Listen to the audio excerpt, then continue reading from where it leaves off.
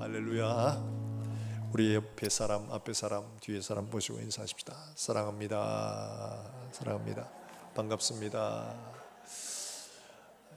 여러분의 가정에 또 일터에 손으로 한 일들마다 하나님께서 은혜와 평강으로 충만하게 하시기를 주 예수의 이름으로 축원합니다. 인류가 만난 재앙들 가운데 가장 많은 희생자를 내었던 재앙이 1347년부터 3년 동안 있었던 바로 그 질병 때문입니다. 우리가 이미 들어서 아시겠지만 흑사병이라고 이름을 붙여놨습니다. 이거는 벼룩이나 혹은 쥐로부터 이렇게 옮겨지는 병인데요. 그걸 처음에는 몰랐습니다. 이게 발열, 기침, 그 다음에 뇌출혈 이런 것들이 여러 가지가 있어요. 그래서 사람이 새까맣게 변해갑니다. 이 손이 걸린 사람 보니까 손이 새까매져요. 그래서 흑사병이라고 이렇게 합니다. 그러다가 이제 사람이 죽는 거예요. 이유를 몰랐어요. 3년 동안 유럽의 인구의 3분의 1 혹은 반이라고 이야기를 합니다. 2,500만에서 많게는 6천만까지 잡더라고요. 어마어마한 사람들이 감염이 된 게 아니고 죽었습니다. 그러니까 3명 중에 1명, 이 중에 3명 중에 1명 죽는 병이 걸렸다고 생각을 해보세요. 어떻겠습니까? 말로 못하겠죠. 그냥 뭐 도시가, 나라가 할 것도 없이 다 초토화된 거예요. 대단한 일이 벌어졌습니다. 사람들이 이유를 모르니까 이거 어디서 왔느냐 도무지 모르겠다.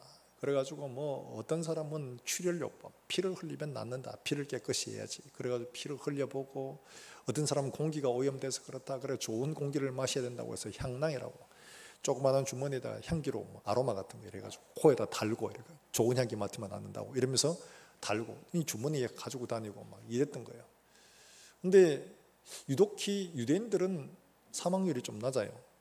그러니까 유대인들 보고 야, 저놈들이 이 병을 퍼뜨린 것 같다 이래가지고 유대인들이 굉장히 곤욕을 치르고 또 많이 또 살해를 당했습니다. 이러니까 이걸 어떻게 할 방법이 없어요. 치료하는 방법도 모르고 이유도 모르니까요. 길거리마다 시신들이 늘려지고 집안에 시신들 처리할 데도 없고 쥐들이 그냥 그 시신들을 먹고 돌아다니는데 어떻게 하지를 못해요.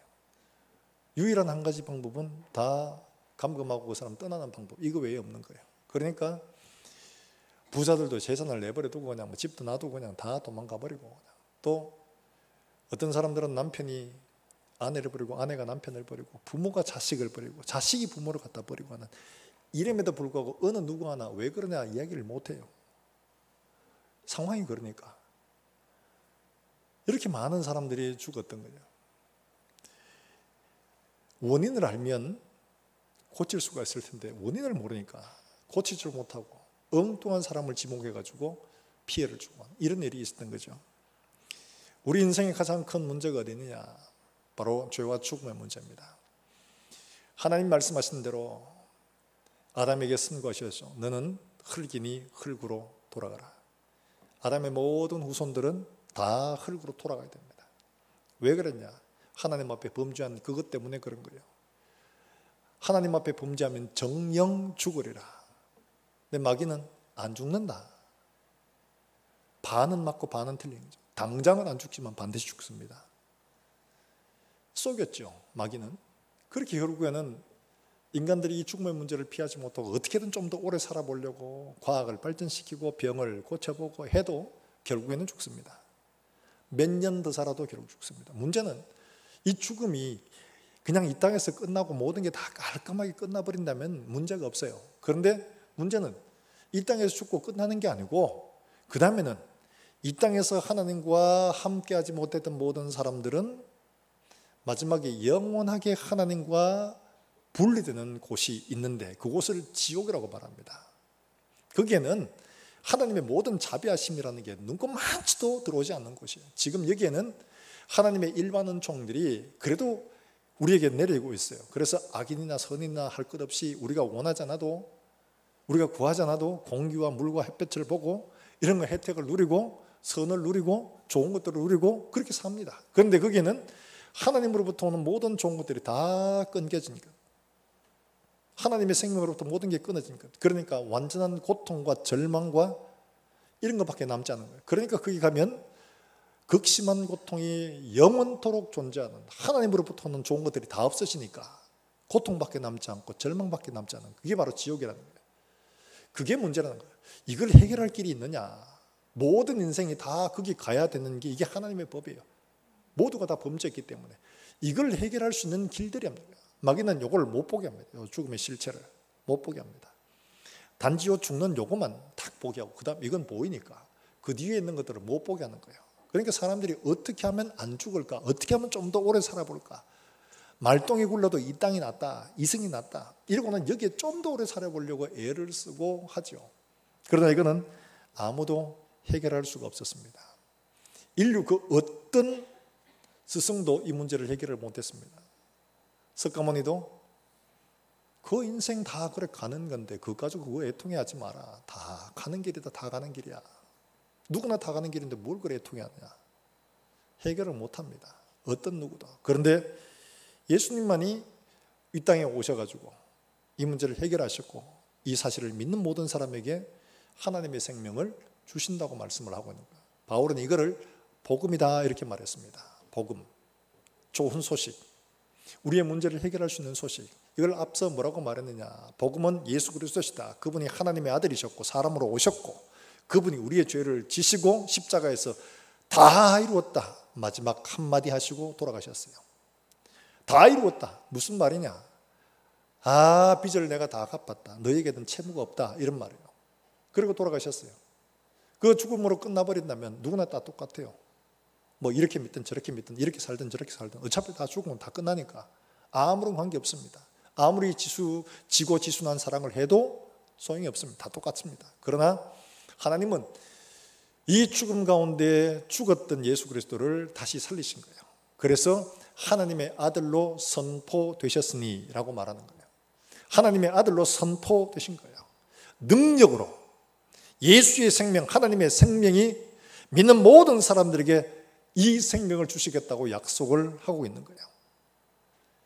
지난 시간에 이야기했다시피 바울은 이 일들을 그때 당시에 있었던 사건을 두고 이야기를 했습니다. 앞서 옥타비아누스하고 안토니우스하고 둘이 막 싸웠죠.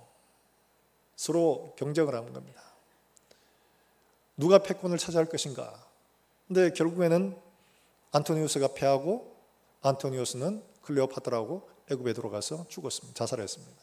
옥타비아누스가 이겼습니다. 이 소식이 로마에 들려집니다. 그러니까 로마에서는 둘 중에 하나를 택해야 돼요. 이제 옥타비아누스의 편에 설 건가?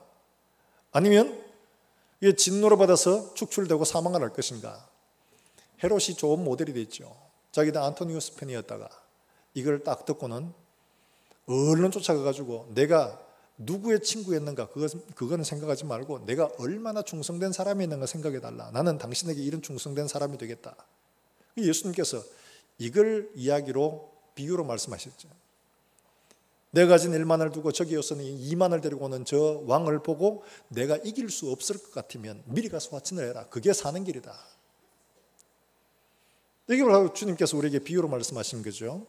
우리가 바로 그런 상황이에요. 이미 일어난 예수 그리스도의 사건 그리고 앞으로 예수님께서 말씀하신 것처럼 반드시 되어질 일들 승리하신 그분이 마지막에 영원한 승리로 우리를 심판하실 그때 우리가 어느 쪽에 서야 할까? 이거를 미리 정하라는 거예요. 이 죽음의 소식 앞에서 우리가 뭘 택해야 살 수 있느냐? 예수 그리스도와 함께 그의 편에 서는 사람들은 생명의 구원을 얻지만은 그렇지 않는 사람들은 심판을 받을 수밖에 없다. 이렇게 말씀을 하고 있는 거예요. 우리는 왜 그러면 그런 상태에 있는가? 왜 우리에게 하나님의 은혜의 복음이 필요하냐? 우린 여기 중간에 있는데 왜 이게 필요하냐? 그때는 그때 사람이고 지금은 우리하고 다른데 이게 왜 필요하냐?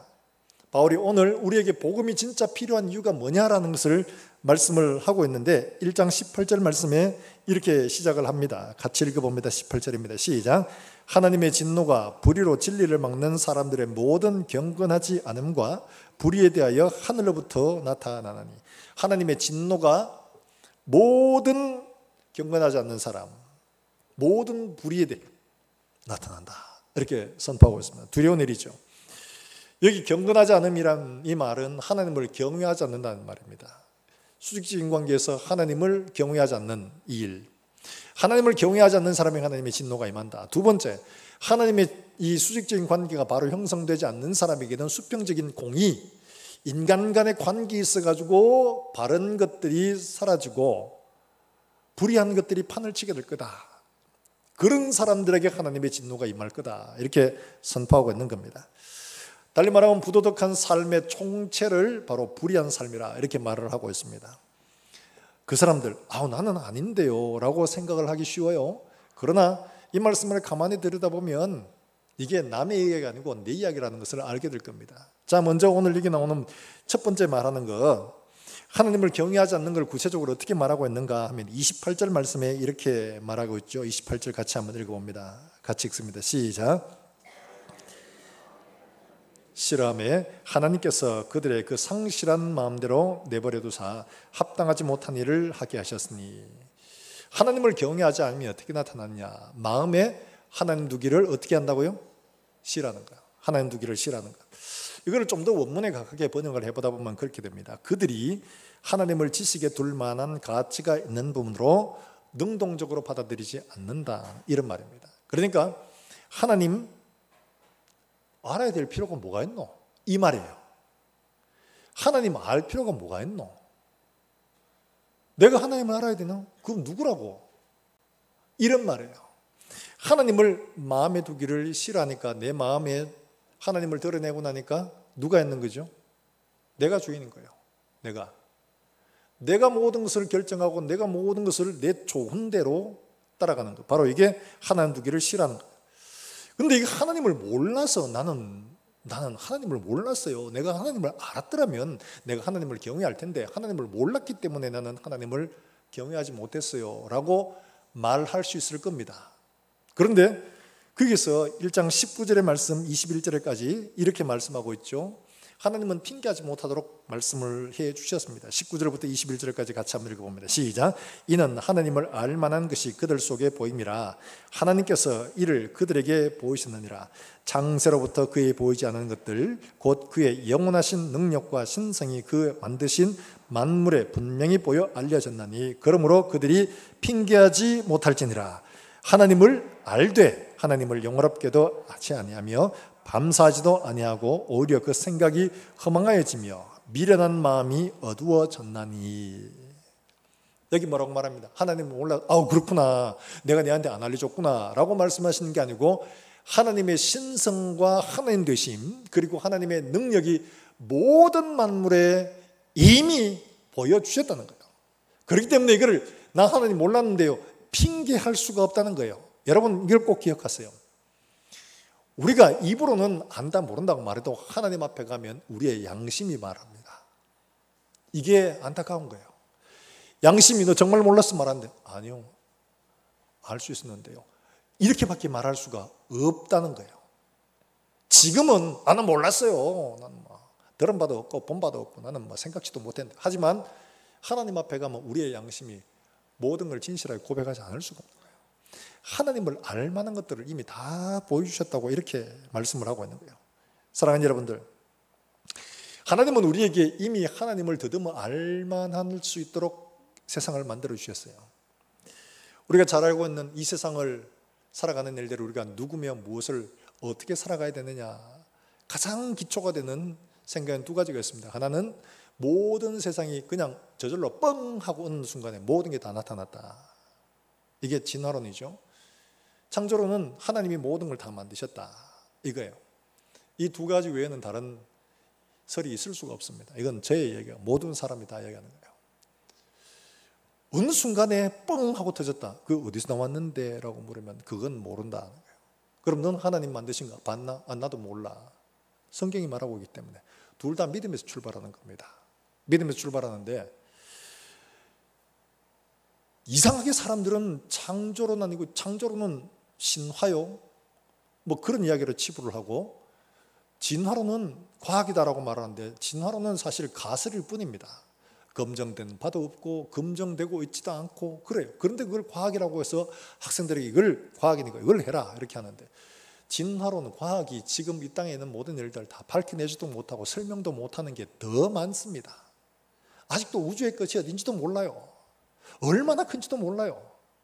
우리가 누군지도 몰라요. 내 몸에서 일어나는 세포 하나, 지극히 작은 것 하나도 만들어내지도 못하고 그 구성되는 원리를 어떻게 되어가는지도 알지도 못하는 거예요. 이게 사람이에요. 우리가 보고 듣고 하는 것들이 얼마나 제한되어 있는지 모릅니다. 이게 우리예요. 지금 현재 우리가 뭐 달나라까지 사람 보내고 뭐 이런다고 해서 우리가 마치 대단한 것처럼 생각하지만은 우리는 이 땅에 있는 것도 다 알지 못하는 겁니다. 내 몸도 내가 다 몰라요. 이게 실제 우리의 모습이에요. 실제로 우리가 죽는 것 하나도 내 마음대로 하지 못하는 게 이게 우리입니다. 이게 실상이에요. 영국의 대학 총장을 지내신 빌 브라이슨 박사님이 지은 책이 있습니다. 바디라고 하는 몸, 이게 바디라고 하는 책인데 이분이 참 박학다식가신가 봐요. 이게 책을 지으면서 온갖 정보들을 다 끌어가지고 이게 우리 몸의 신비한 것들을 이렇게 다 설명하는데 그 책을 보면서 와 진짜 신비하다라는 생각을 안 할 수가 없어요. 우리의 뇌 있잖아요. 뇌 머릿속에 뇌. 우리 나이가 들면 뭐 아이고 뇌가 노화돼가지고 나는 기억을 다 못해야지만 이 뇌가 얼마나 좋으냐면요. 1세제곱 밀리미터 그러니까 1mm 가로 1mm 세로 1mm 높이 1mm 그러니까 모래알 만한 크기예요. 모래알 만한 크기. 여기에다가 얼마나 사람이 정보를 담을 수 있느냐라고 봤더니만은 얼마나 담냐니까 2000테라바이트. 나 테라바이트가 뭔지는 모른다. 그럼 몰라야 됩니다. 단지 이거를 말로 하자면 지구상에서 나온 영화, 비디오, 책 2억만 권 그 속에 다 집어넣을 수 있다는 거예요. 컴퓨터로 치자면 어마어마하죠. 그게 1mm, 1mm, 1mm 모래알 만한 크기에 다 집어넣을 수 있다는 거예요. 우리의 뇌는 지구상에 있었던 모든 걸 다 집어도 남습니다. 그 정도로 어마어마합니다. 그런데요, 이를 하면 이게 머리가 얼마나 큰 에너지를 소비합니까? 물론 뇌가 에너지 전체의 20%를 차지할 만큼이나 굉장히 많이 씁니다. 그런데 지금 재작년인가 언제 서울에서 전기를 제일 많이 쓰는 곳이 어딘고 싶어가지고 조사를 해봤는데 어디였냐면 목동에 있는 KT 데이터 센터라고 합니다. 아마 여러분 지난번에 그 지하 뭐에 이렇게 불 났는 거 아마 그게 KT의 그 지하 메슬로 같은 그런 거예요. 데이터 센터라고 해요. 거기 들어가는 거. 엄청나게 열을 많이 받습니다. 전기가 엄청나게 사용되는 거예요. 우리가 쓰고 하는 KT에서 전화하고 뭐 문자 보내고 하는 뭐 여러 가지 있잖아요. 인터넷하고 하는 다 그 정보가 거기 다 들어가거든요. 그러니까 얼마나 전기를 많이 먹는지 몰라요. 그런데 우리 뇌는 얼마나 필요하냐? 이 많은 걸 움직이는데 여러분 요만한 빵이 있습니다. 요 머핀이라고 하는 요만한 빵인데 요 주먹만한 요 빵 하나만 하면 이 뇌를 하루 종일 다 돌린답니다. 그 에너지가 다 필요하다는 거예요. 여러분 그러니까 이게 얼마나 정말 정교하고 효율적으로 만들어 놓으신지 몰라요. 이게 우연히 그냥 만들어진다고요? 설명 자체가 안 됩니다. 설명 자체가 안 돼요. 그래서 사람이 만들어지는 건 또 얼마나 신비한지 몰라요. 바디 바이블이라고 하는 책을 지은 분이 있는데 서남목자병원의 이창호 박사님인데 이분이 사람의 인체 이걸 갖다가 하나님 말씀으로 묵상하면서 야 이게 얼마나 신비하냐 이걸 묵상하면서 쓴 책인데요. 제가 그걸 보면서도 참 신비합니다. 사람에게 가장 큰 세포가 뭐냐? 난자입니다. 사람 중에 제일 작은 세포가 뭐냐? 정자입니다. 이 둘이 만나가지고 그 속에서 염색체가 막 지 맘대로 풀어가지고 막 갖다 맞추는데 그거 누가 계획해요? 하나님 맞춰요.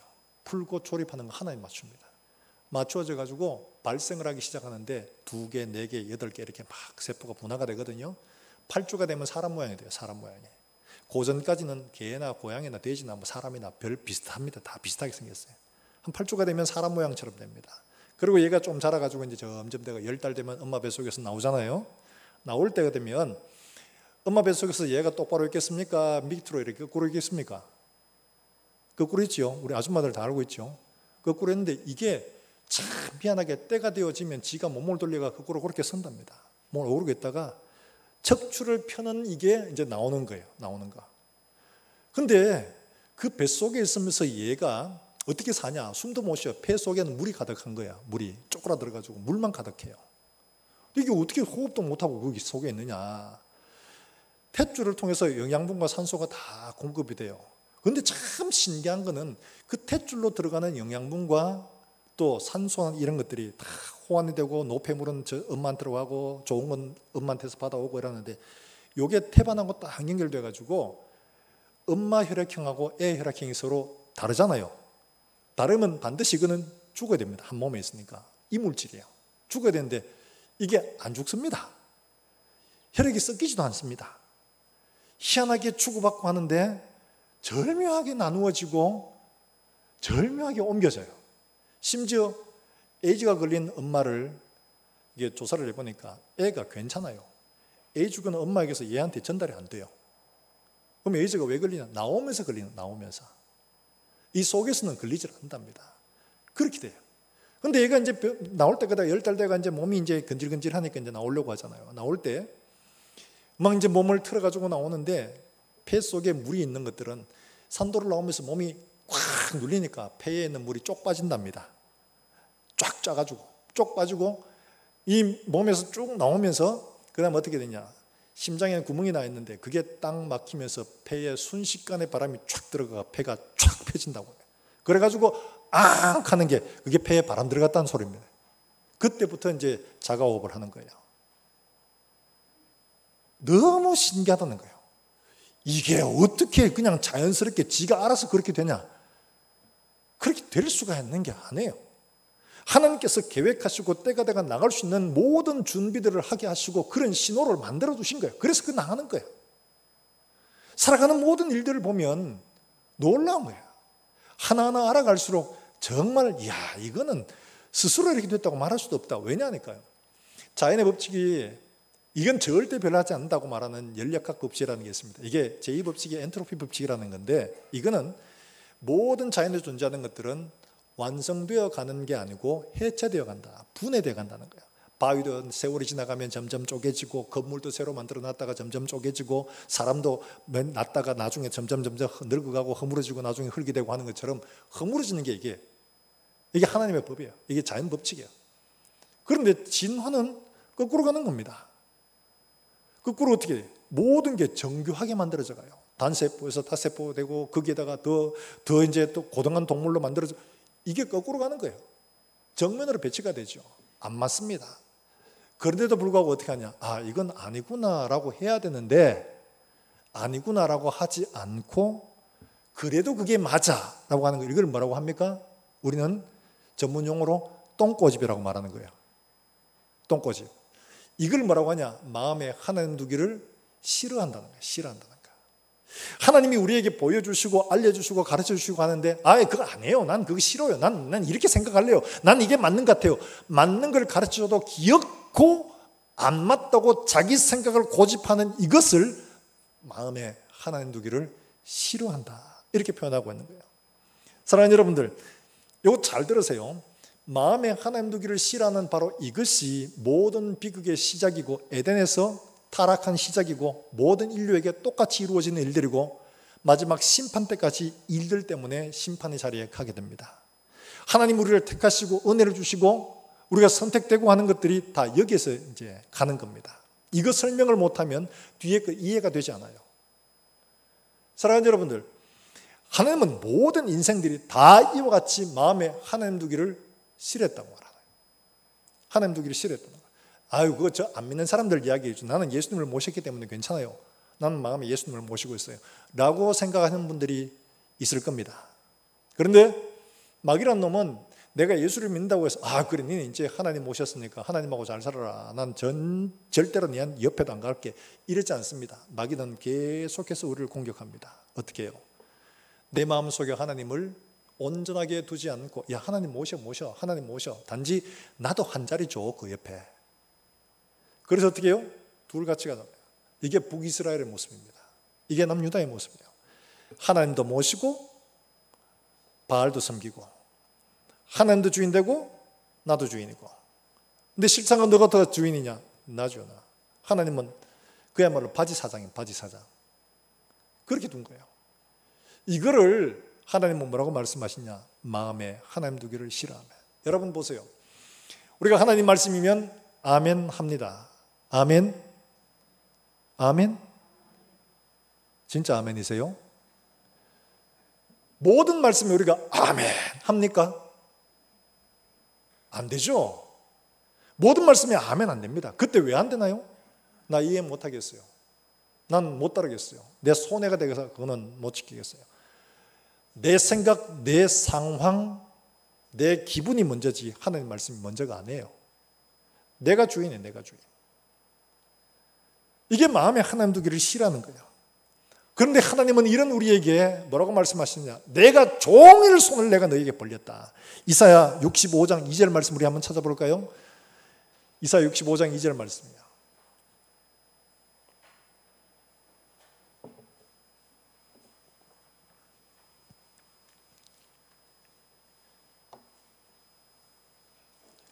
이사야 65장 2절 말씀. 여러분 이런 말씀들은 꼭 찾아놓고 아 내가 이랬구나 라고 돌아볼 줄 알아야 됩니다. 이사야 65장 2절 말씀 찾으시면 우리 같이 한 목소리 한번 읽어볼까요? 65장 2절 말씀입니다. 시작. 내가 종일 손을 펴서 자기 생각을 따라 옳지 않은 길을 걸어가는 패역한 백성들을 불렀나니. 할렐루야. 로마서 10장에서도 바울이 이 말씀을 인용을 합니다. 내가 종일 손을 펴서, 이건 누구예요? 하나님이에요. 내가 종일 손을 펴서 자기 생각을 따라 옳지 않은 길을 걸어가는 마음에 하나님 두기를 싫어하는 그 사람들에게 손을 펴서 그들을 종일 불렀다는 거야. 야, 돌아와라. 그거 아니다. 그렇게 하면 안 된다. 종일 불렀는데 이 사람들이 따라가냐? 안 따라가요. 자기 생각에 좋은 대로 하나님을 싫어하고 버리고 자기 생각대로 가는 거예요. 이게 바로 하나님을 싫어하는 거예요. 결국 그러니까 어떻게 하냐? 하나님이 이런 사람들을 그렇게 기억고 가니까 그 다음에 로마서 오늘 나오는 1장의 24절부터 28절에 나오는 말씀을 보면 이렇게 말합니다. 24절에는 마음의 정욕대로 더러움에 어떻게 했다고요?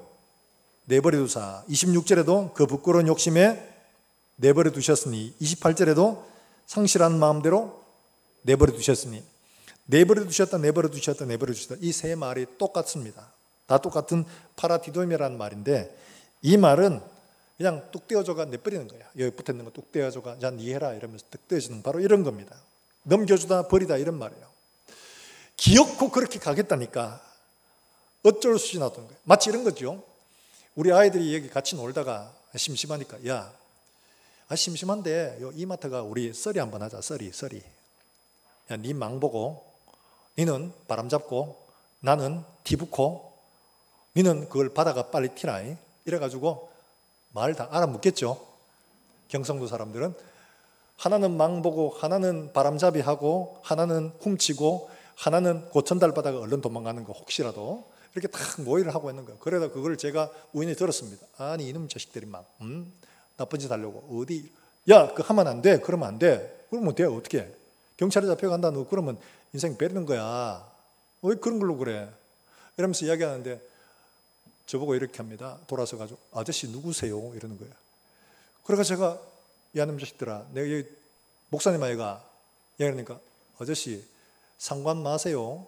이러고는 계속 그러는 거예요. 그러니까 야 안 된다 했잖아. 내가 아저씨든 목사님이든 상관없다. 여하튼 간에 너는 그러면 안 돼. 이러면서 막 하는데 이것들이 계속해서 가는 거예요. 와이카나 아저씨 이러면서 막 뿌리치고 막 그 붙들었는데 막 계속 그러고 가는 거예요. 이러니까 겨우 한 놈을 내가 붙들었어요. 겨우 한 놈을 겨우 붙들어가 다리몽디를 뿌려가지고 걔를 조잔쳤습니다. 나머지 네 놈은 갔습니다. 네 놈은 가서 도둑질하다가 네 놈이 다 걸렸어요. 그래서 교도소 갔어요.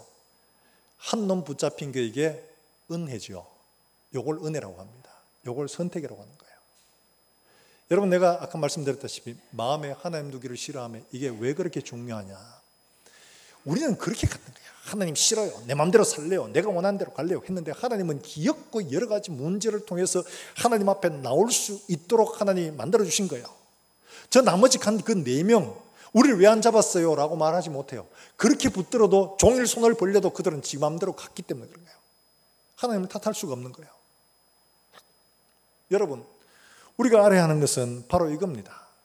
하나님은 내 마음대로 내가 하나님을 떠나서 가려고 할 때에 하나님이 우리를 부르시고 신호를 주시고 환경을 어떻게 하든지 간에 하나님은 우리를 불러 하나님께로 돌아오게 하려고 손을 벌리고 있는 거예요. 이걸 듣고 보는 눈이 있으면 살아나고 듣고 보는 눈이 없으면 망하는 길로 가는 겁니다. 예수님께서 마지막에 십자가를 지실 때 가룟 유다가 할 일을 알았습니다. 유다야, 그러면 안 되지. 나를 파는 자가 이 중에 있을 건데 양심의 가책을 받았으면 안 해야죠. 그런데 뭐라고 합니까? 누구죠? 나하고 같이 떡에 손을 대는 사람이다. 가룟 유다가 손을 같이 넣으면서 저예요? 이렇게 물어요. 이렇게 뻔뻔할 수가 있습니까? 근데 예수님이 그래 네가 맞네. 그런데도 고개 쓱 돌리고 자기 길로 가는 거예요. 그러니까 예수님께서 가룟 유다야 그러면 안 된다고 바지가락에 붙드는 게 아니고 네가 하려고 하는 일을 해라. 버리시는 거예요. 기어코 가는 사람에게.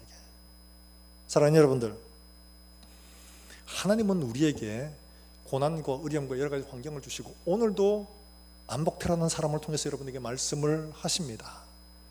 하나님의 말씀을 들을 수 있는 귀를 주시기를 여러분 구하시길 주의 이름으로 축원합니다. 예배 자리에 올 때마다 하나님을 만날 수 있게 은혜를 구하시길 바랍니다. 말씀이 내게 들려질 수 있도록 하나님 앞에 은혜를 구하시길 바랍니다. 아무리 말하려고 손을 벌려도 돌아서지 않으면 제 길로 가는 겁니다. 마음에 하나님 두기를 싫어하는 증거라는 거예요. 내가 오늘 이 말씀을 들을 때 여러분 마음이 저게 내 말씀이다. 내 말씀이다. 내가 그렇구나 라고 깨달으시는 게 은혜인 줄로 믿으시기를 주의 이름으로 축원합니다. 이걸 깨닫는 눈과 지혜가 있어요. 그래서 에베소서의 바울은 하나님께서 너에게 지혜와 계시의 영을 주셔서 하나님을 알게 하시고 마음을 열어 하나님을 만날 수 있도록 간절히 기도한다고 하는 거예요. 사랑하는 여러분들, 우리 마음속에 하나님을 모시기를 싫어하는 이런 마음들을 정말 버리고 예수 그리스도를 나의 구주 나의 하나님으로 우리에게 보여주시고 증거하신 그것을 보고 듣고 믿음으로 붙들어 하나님을 내 주인으로 삼는 그런 저와 여러분 되시길 주의 이름으로 축원합니다. 뿐만 아니라 이렇게 하나님과의 관계, 마음을 하나님 앞에 떨어내고 나니까 어떤 일들이 벌어지냐, 하나님과의 관계가 무너지고 나니까 그 다음 사람과의 관계가 무너지는 건 일도 아닌 거예요. 그래서 그 다음 어떻게 하냐, 비참함과 죽음을 맞는 인생들의 모습을 그려주고 있는데 그 잘 표현한 게 32절의 말씀이에요. 32절 말씀 우리 같이 한번 읽어볼까요? 32절입니다. 시작. 그들이 이 같은 일을 행하는 자는 사형에 해당한다고 하나님께서 정하심을 알고도 자기들만 행할 뿐 아니라 또한 그런 일을 행하는 자들을 옳다 하느니라. 이야기를 하는데 마음에 하나님 두기를 싫어하니까 그 다음에 일어나는 현상들이 어떤 것이냐 하는 것들을 그 23절부터 쭉 길게 설명을 합니다. 제일 먼저 어떤 것이냐 하니까 불명예스럽게 만들어 버리신 거예요. 하나님과의 관계가 단절된 비참한 인생, 불명예스럽게 된 거예요. 자, 23절 24절 말씀인데 23절 24절 말씀 우리 같이 한번 읽어볼까요? 23절입니다. 시작. 썩어지지 아니하는 하나님의 영광을 썩어질 사람과 새와 짐승과 기어다니는 동물 모양의 우상으로 바꾸었느니라. 그러므로 하나님께서 그들의 마음의 정욕대로 더러움에 내버려 두사 그들의 몸을 서로 욕되게 하셨으니. 그게 나오는 24절의 말들 보면 더러움, 욕되게 하셨다는 이 말은 불명예스럽게 이런 말입니다. 불명예스럽게 하셨다는 거예요. 그게 정욕이라는 말은 과도한 욕망을 말합니다. 욕망, 욕구를 넘어서서 과도한 것, 바로 그걸 말하는 거예요.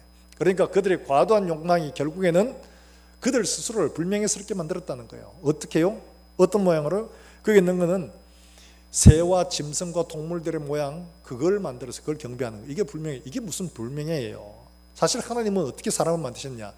모든 피조물 가운데 유일하게 하나님의 형상을 닮은 것이 유일하게 사람입니다. 그리고 이 사람에게 뭘 하게 하셨냐? 하나님이 지으신 모든 만물들을 다스리도록 하신 거예요. 이게 권한을 주셨어요. 이런 권한을. 하나님의 형상으로 만드시고 하나님 모든 만드신 것을 다스릴 수 있는 지위와 권한을 주셨어요. 이게 하나님 주신 그런 자리. 이 명예로운 것들을 어떻게 하냐? 내가 지배하고 다스려야 될 그 만물을 오히려 섬기는 자가 된 거예요. 이게 내가 주인이었는데 거꾸로 내가 종이 되는 거죠. 여러분, 이런 일들이 일어난다는 거예요. 여러분, 이게 다른가요? 사실은 맞잖아요. 지금 우리가 그렇게 살아가고 있습니다. 지금은 우리가 온갖 것들을 만들고 세상을 지배하고 막 이런 것처럼 생각하지만 사실 가만히 보면 별로 그렇지를 못해요. 기업가나 뭐 정치가나 혹은 과학자나 다 한결같이 그래요. 어떻게? 결혼할 때 뭐 보죠? 사주팔자 궁합 다 보고 날 잡았고, 이사 갈 때 날 잡았고, 또 뭘 하면 또 고사 지내고, 뭐 새로운 걸 한다 이러면 고사 지내고, 돼지머리 올려놓고 아무 일 없이 그냥 무사히 잘 할 수 있게 해주세요. 차 새로 사면 고사 지내고 거기다가 명태, 마른 명태 묶어가지고 차 안에 넣어두고, 아 제발 안전하게 무사고 되도록 뭐 지켜주세요 이러면, 여러분 보세요. 인간이 만물들을 다스려야 되는데 그것들의 복을 빌고 죽은 돼지머리 앞에 복을 달라고 하는, 이게 그 길을 섬기는 어리석은 자가 됐잖아요. 이게 불명예스러운 거예요. 하나님은 그렇게 만들어 버리셨단 말이에요. 내버려 두시니까 그렇게 됐다는 거죠. 두 번째 있었던 일들은 뭐냐 하니까 성적인 타락입니다. 그게 바로 26절과 7절에 있는 말씀인데, 거기 보면 하나님께서 그들을 부끄러운 욕심에 내버려 두셨으니까 여자들도 순리로 쓸 것을 영리로 하고 남자들도 순리로 여자 쓰기를 버리고 그리고 서로 음욕이 부릴 듯 하여, 이래 나오죠. 동성애를 말하는 겁니다. 성욕은 인간에게 있어서 자기 육신의 쾌락을 향한 최정점입니다. 돈을 많이 벌어도 명예가 있어도 어디로 가느냐? 여기에 다 갑니다. 정점에 다 모입니다. 정치가들 스캔들 생기면 꼭 여기에 있죠. 부자들 스캔들 생기면 다 여기에 있죠.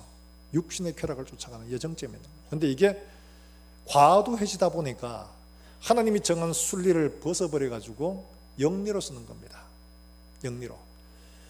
그러니까 동성연애가 일어나는 거죠. 이걸 말하고 있어요. 하나님이 처음 만드셨을 때 아담과 하와가, 아담이 뭐라고 했냐? 하와를 보고 이는 내 살 중에 살이요 내 뼈 중에 뼈다. 아름다운 관계가 있었는데 이 아름다운 관계는 사라져버리고 단지 욕구밖에 남지 않은 거예요. 충동밖에.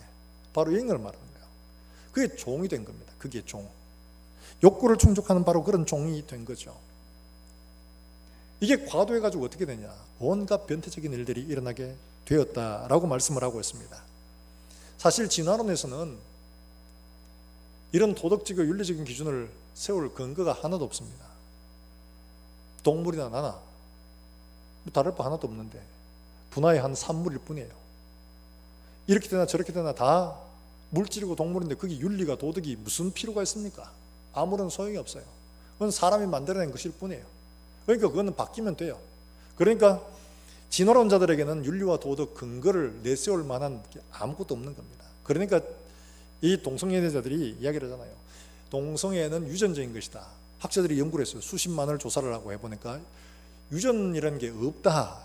그러니까 뭐라고 하냐? 봐라, 자연에도 동성애하는 것들이 있다. 여러분, 짐승들 중에, 동물 중에는 자웅동체도 있습니다. 암수가 서로 붙어 있는 게 있고, 또 보면 어떤 것들은 똑같이 태어난 알이고 이런데 이 기온에 따라 가지고 어떤 건 수컷이 되고 어떤 건 암컷이 되고, 살다 보면 수컷만 있으면 그 중에 일부가 또 암컷으로 바뀝니다. 막 암컷 수컷이 막 바뀝니다. 이렇게 암컷만 있다가 또 수컷이 없으니까 일부가 또 내 수컷 해야지 이러면서 수컷으로 진짜 몸이 바뀌어 버려요. 봐라, 자연에도 있지 않나. 이건 뭐예요? 우리 사람 동물하고 똑같잖아. 그게 뭔 사예요? 그러니까 동물이나 사람이나 똑같다는 거죠. 스스로 그렇게 만드는 거예요. 그걸 주장하는데 맞거든. 그러니까 그에 대해서 반론을 할 수가 없는 거죠. 하나님이 안 계시니까 그렇게 갈 수밖에 없는 거예요. 지금 우리나라에서 전 세계적으로도 마찬가지입니다만, 전 세계적으로 동성애가 지금 많이 모든 나라들이 다 합법하고 다 그렇게 합니다. 다 하는데 유일하게 대한민국만 동성애에 대해서 지금 안 돼 이러고는 투쟁하고 있는 나라가 대한민국밖에 없고 교회밖에 없습니다. 왜 그러냐? 한국교회 성도들은 그나마 야, 이거는 성경이 아니다, 하나님이 그건 아니다고 해. 그거 하면 안 돼, 그래서 그걸 지켜가면 안 돼 이러고는 절대 안 돼 이래가지고 막 투쟁을 하니까 벌써 2번이나 입법하려고 했다가도 이게 무산된 거야. 이번에 또 이제 정의당 측에서 정혜영 의원인가 그분이 중심으로 해가지고 지역구 의원들을 모집을 하니까 지역구 의원들은 유권자가 겁나가지고 못하는 거예요. 그러니까 비례대표야 뭐 그거 없잖아요. 이 사람들 모아가 10명을 만들어가지고 발의를 했습니다. 그 내용을 보면 참 여러 가지 어려운 문제들이 있는데 우리가 기도해야 될 제목들이 바로 그런 것들이에요. 몇 가지를 이야기를 드리면 이런 거예요. 이게 포괄적 차별금지법이 상위법이 돼가 평등법은 나중에 만들어지면 이거 여기에 종속되게 되는 이게 더 상위법이에요. 문제가 크죠. 뿐만 아니라 남성, 여성을 가르는 이게 기준이 뭐냐? 생물학적인 성이 아니에요. 이건 뭐냐 하니까 자기 주관적인 감정과 느낌이에요. 내가 오늘 아침에 오면서 내가 남자 하고 싶다. 남자예요. 저녁에 집에 가면서 난 여자 하고 싶다. 여자예요. 이게 자기 기분을 따라하죠. 이게 그렇게 허용하도록 그렇게 이야기를 합니다. 이성애, 동성애, 양성애 등 감정적, 호의적으로 깊이 끌리는 감정, 이게 성이라는 거예요. 이렇게 규정하고 있습니다. 뿐만 아니라 내가 차별을 받았다는 것도 너무 주관적이에요. 누가 말을 했는데 내가 차별받았다라고 하면 그건 끝이에요. 내가 차별받은 겁니다. 객관화할 수가 없어요. 그에 따라 가지고 차별을 받았으니까 고소를 해야 되잖아요. 고소를 하면 인권위에 이야기를 합니다. 그러면 인권위에서 고소를 하는 모든 비용을 다 대줍니다. 대신 고소받는 사람은 지 비용 다 내고, 만약 그래 졌다 그러면 징벌적인 이 뭡니까 이게 부담금까지 5배까지 부담하도록 이렇게 되어 있는 거예요. 뿐만 아니라 교육기관에서도 동성애 나쁘다, 동성애는 옳지 않다, 이걸 교육을 못합니다. 공공기관뿐만 아니라 신학교든 상관없이 모든 교회에서, 모든 데서. 이것도 표현도 못합니다. 공적인 자리에서. 개인적으로야 괜찮아요. 공적인 자리라는 것은 시위를 한다거나 혹은 방송으로, 인터넷으로 표현을 못해요. 이걸 하면 걸리게 되어 있습니다.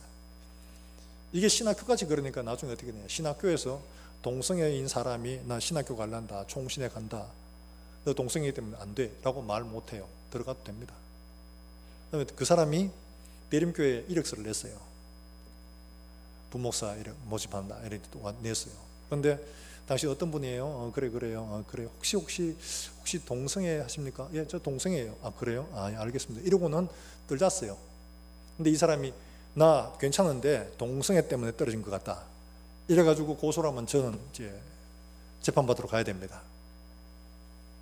다른 이유 하나도 없는데 동성애 때문에 떨어졌네? 이러면 이게 판결이 되면 저는 징벌적 과금까지 내야 됩니다.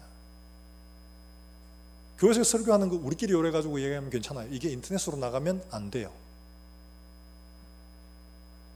이런 일들이 올라와 있는 거예요, 지금. 그들은 공평하나? 물론 우리가 성경에 지금도 우리나라 법에서는 이들을 차별하지 않습니다. 법적으로는 다 이렇게 열어두고 있어요. 그런데 굳이 이렇게 하려는 건 바로 이것 때문에 그래요. 강제 규정 이것 때문에. 그들 지금 상당히 많이 혜택 보고 있는 건 사실입니다. 왜냐하니까 이들이 지금 2016년도에 보니까 대략 한 15,000명 정도 지금 에이즈 확진자가 그래요. 근데 이분들이 매년 지금 증가세를 보면 한 1,000명 정도가 됩니다. 우려가 되는 거는 15세에서 20세 사이 요때가 제일 많아요. 지금 비율적으로. 그럼 대략 한 2만 명 정도가 될 겁니다. 그런데 이 사람들이 한 달에 약값으로 얼마를 받느냐 하니까 한 달에 약값으로 610만 원 받는답니다. 전부 다 보험료로 610만 원 받는데 1년이면 7,300만 원 받습니다. 이 사람이 30년을 생존한다고 보면 대략 얼마를 받느냐? 22억을 받습니다. 이 사람들이 대략 14,000명만 된다고 생각을 해도 1년이면 1조 204억. 이거 다 이게 지원해 줘야죠. 동성애로 생겨가지고 병이 되면 다 해주고, 그와 관계없는 유사한 질병이 돼도 80% 지원합니다. 거기에다 간병비 180만 원까지 줍니다. 선천적으로 문제가 있어가 이렇게 된 아이들 이렇게 지원 안 하거든요. 나라를 위해서 국가 보훈을 한 사람들을 이만큼 해주냐? 제가 알기로 이만큼 안 되는 걸로 알고 있어요. 이게 공평한 일이냐? 내가 동성애 하다가 내가 동성애 벗어나야 되겠다라고 생각을 해서 동성애 어디 치료할 데 없냐? 상담도 해서 안 되고 그렇게 치료할 게 아니라고 얘기해야 되는 거예요. 그 사람들은 뭐 이 사람 소수자잖아. 소수자임에도 불구하고 그들은 보호하지 않습니다. 이게 차별이죠. 뿐만 아니에요. 퀴어 죽지 않다고 온몸을 벌거벗어 놔놓고 그냥 막 이상한 이렇게 했는데 이거는 공연음란죄 안 걸립니다. 근데 만약에 누구 하나가 옷을 벌거벗고 그러고 돌아다녔다. 그럼 당장 공연음란죄로 걸려 들어갑니다. 왜 이거는 안 되고 이거는 돼요? 차별이잖아요. 이런 것들이 지금 우리 사회에 물밀듯 밀려오는데 이게 우리와 우리 자녀들이 살아갈 세상이 이렇게 되어져 가는 겁니다. 그런데 예수님께서 말씀하셨습니다. 세상 마지막이 되면 노아의 때와 같고 소돔과 고모라의 때와 같다. 소돔과 고모라가 어떻습니까? 동성애가 창고를 해서 손님으로 와도 개의치 않고 그 사람을 끌어내서 동성애 하려고 하는 그런 시대입니다. 마지막 때가 되어 간다는 것을 보여주시는 말씀이거든요.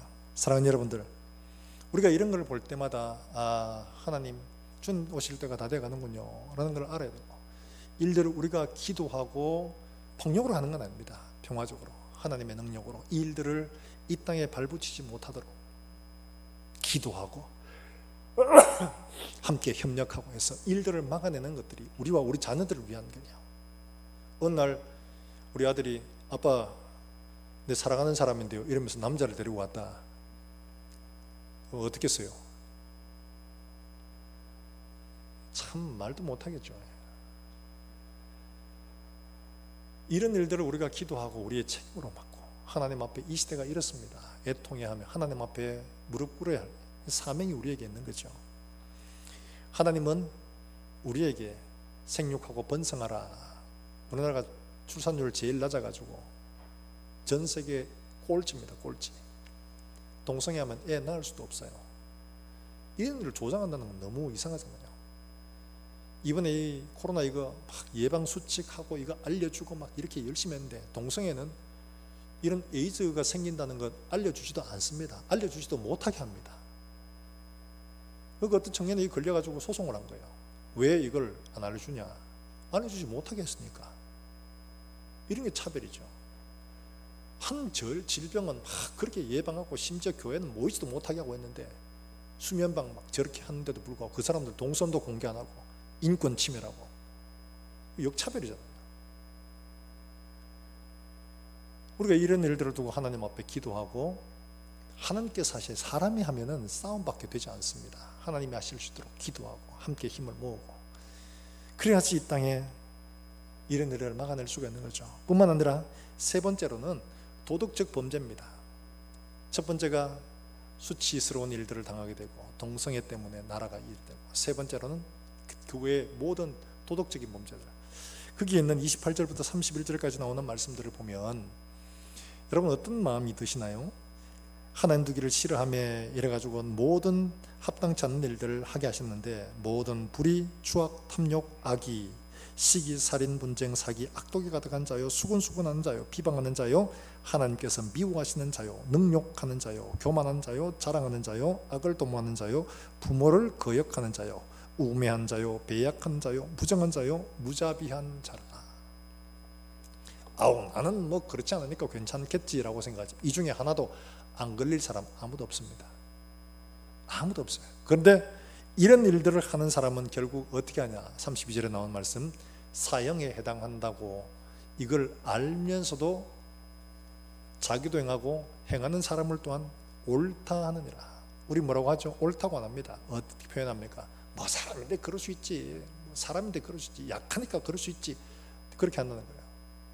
죄를 지어도 그냥 아유 뭐 저런마니까 그럴 수 있지. 물론 그럴 수 있습니다. 동성이 그럴 수 있습니다. 그러나 죄는 죄라고 이야기를 해서 돌이키도록 가르치는 게 성도의 사명, 교회의 사명이에요. 세상의 악을 흘러가는 것들이 그 잘못된 것이라고 이야기를 해주고 돌이키도록 만드는 게 교회의 사명, 성도의 사명인 거예요.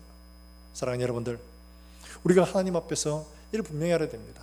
나는 그렇지 않겠지가 아닙니다. 가만히 들여다보면 나도 해당합니다. 하나님의 선구가 중요한 거예요. 내가 생각하는 형벌이 중요한 게 아닙니다. 하나님이 뭐라고 하시냐, 이런 일을 행하는 사람은 사형, 이렇게 말한 거예요. 하나님의 선구예요. 심판자는 내가 아니고 하나님이에요. 하나님 그분이 이런 사형이다 라고 말했는데 뭐 그 정도 가지고 그렇게 하실 거 뭐가 있습니까? 라고 말할 수 없는 거예요. 하나님이 하셨으니까. 일일이 우리가 정말 하나님 앞에서 내가 이런 상태구나, 나는 여기에는 피한 줄 알았는데 여기에는 걸리는구나. 야고보서에 말하는 것처럼 모든 율법을 지키다가 하나에 걸리면, 하나에 넘어지면 모든 율법을 다 범한 자다. 하나님의 법에 걸린 사람.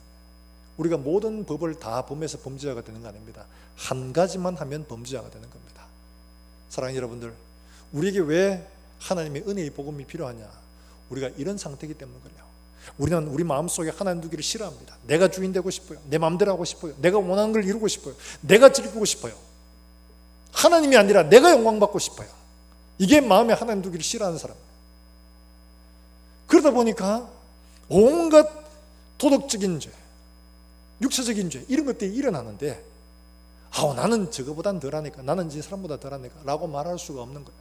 하나님은 다 묶어서 뭐라고 말씀하냐? 이런 사람은 사형, 이렇게 말합니다. 거기서 벗어날 수 있는 길은 하나님의 은혜의 이 선물 외에는 없다는 거예요. 사랑하는 여러분들, 보아도 알지 못하고 들어도 깨닫지 못하는 그런 사람이 아니라 보고 듣고 깨달아 하나님께로 돌이켜 고침을 받는 사람 되기를 하나님 앞에 은혜로 간구하시길 주의 이름으로 축원합니다. 그것이 사는 길입니다. 오늘 말씀을 듣고는 우리가 내가 어떤 상태인가를 잘 깨닫지 못하거든, 가슴속에 깨달아지지 아니하거든, 하나님 내 눈을 열어 보게 하시고 내 귀를 열어 듣게 하시고 하나님께서 행하신 일들을 보고 듣고 깨달아 돌이켜 하나님 앞에 생명 없는 구원의 자리에 이르게 주시기를 원합니다. 하나님 앞에 간절한 이런 기도의 제목들이 되는 시간 되기를 주의 이름으로 축원합니다. 우리 시간 함께 찬송하고 기도하겠습니다. 세상에서 방황할 때 나 주님을 몰랐네.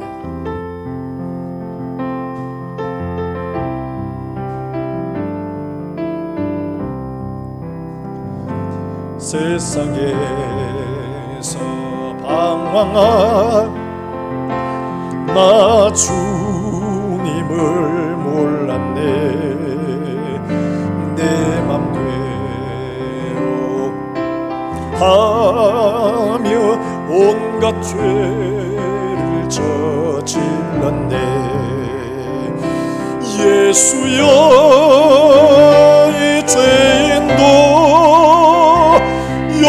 용서받을 수 있나요? 벌레만도 못한 내가 용서받을 수 있나요? 많은 사람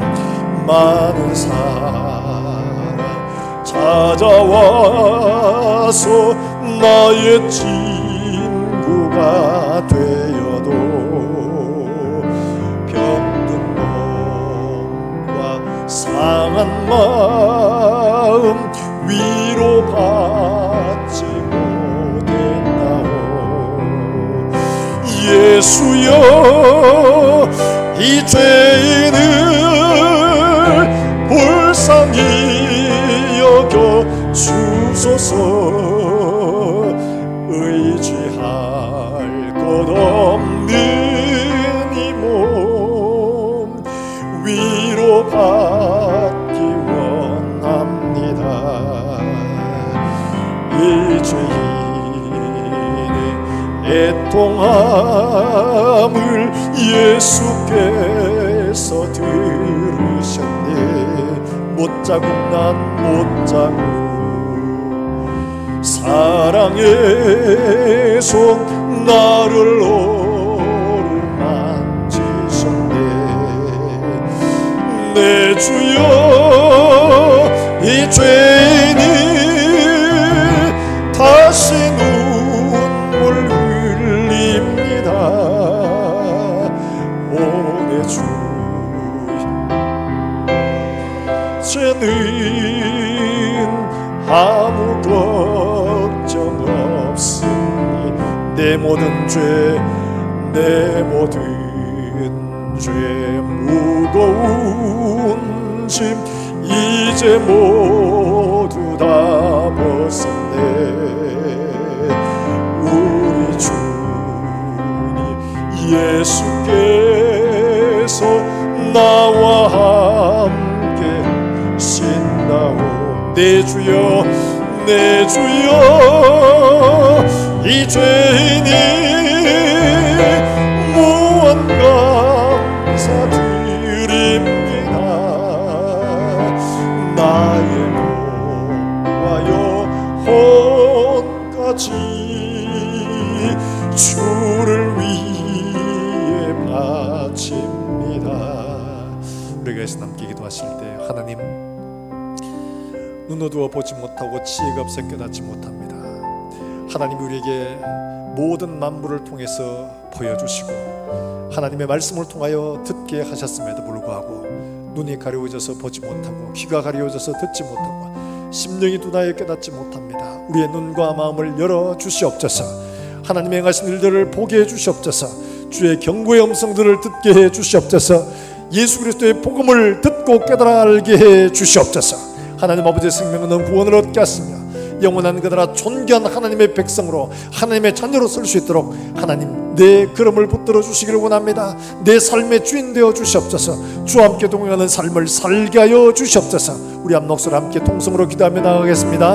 하나님 아버지 은혜를 감사합니다. 오늘도 하나님 아버지 앞에 사랑하는 종들이 모여 하나님의 말씀을 들었습니다. 우리의 눈과 귀를 열어주시고 하나님 우리의 마음을 열어 깨닫게 해주셔서 들은 말씀 우리의 심령 속에 잘 박힌 못처럼 박혀져서 이 말씀으로 말미암아 우리가 살게 하시고 이 말씀으로 말미암아 우리가 하나님의 능력의 말씀을 의지하여 일평생 살아갈 수 있도록 주님 복을 허락해 주시기를 간절히 원합니다.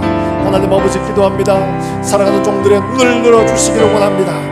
보아도 알지 못하고 들어도 깨닫지 못하는 미련한 심령들입니다.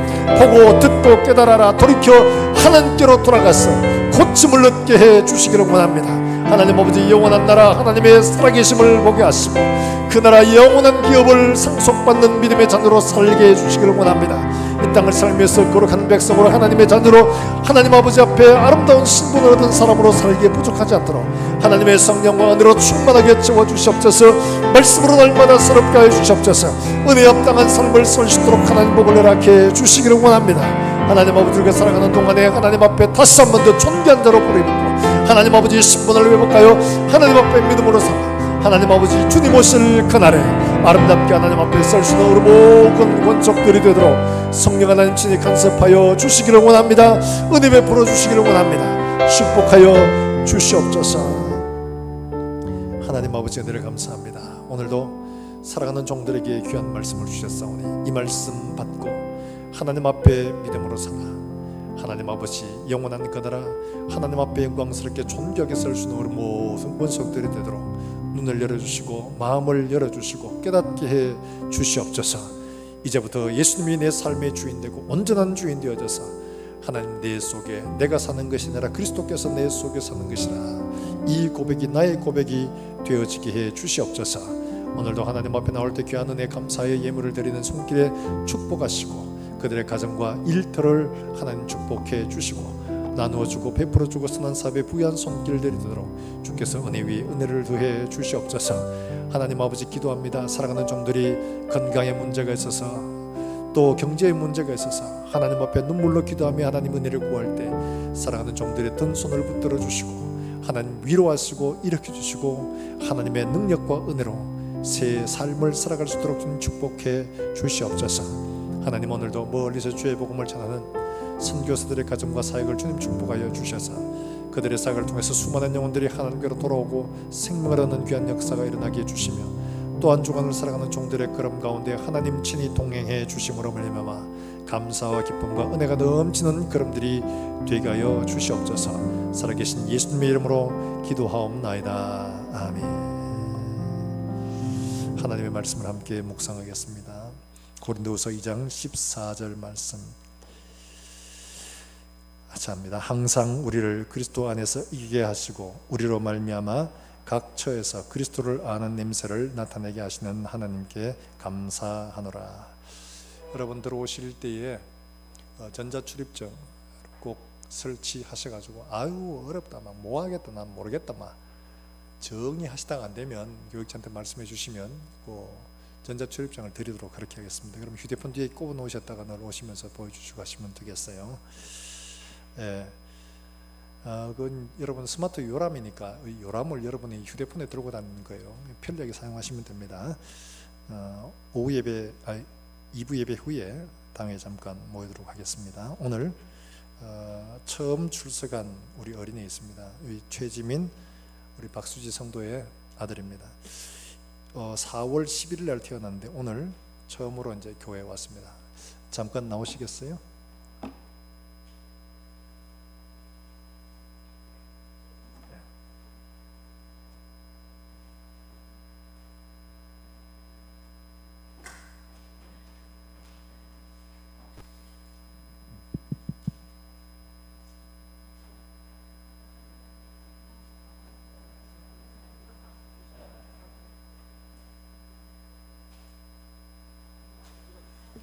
이름이 최정우입니다. 최정우.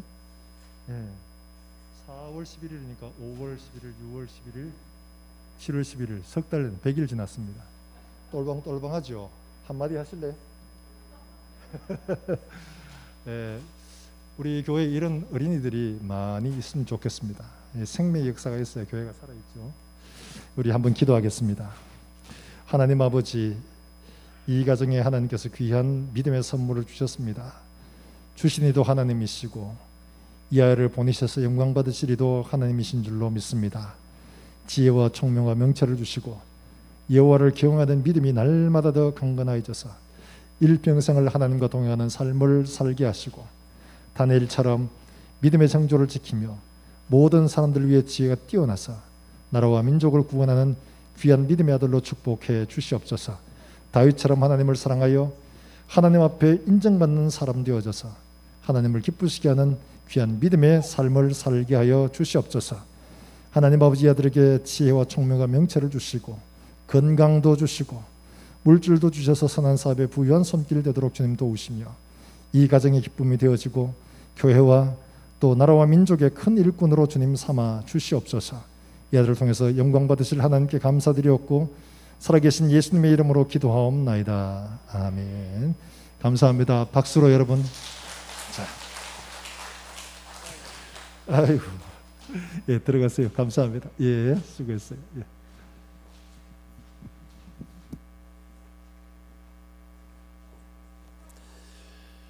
예, 우리 아이들이 좀 더 많이 날 수 있도록 3명 나면 좋겠어요. 예, 우리 다 일어나셔서 함께 찬송과 예배를 마치겠습니다.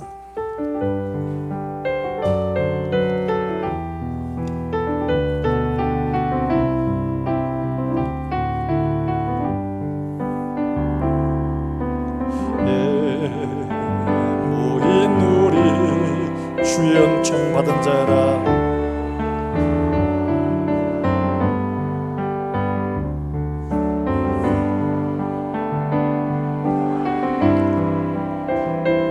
함께 계심을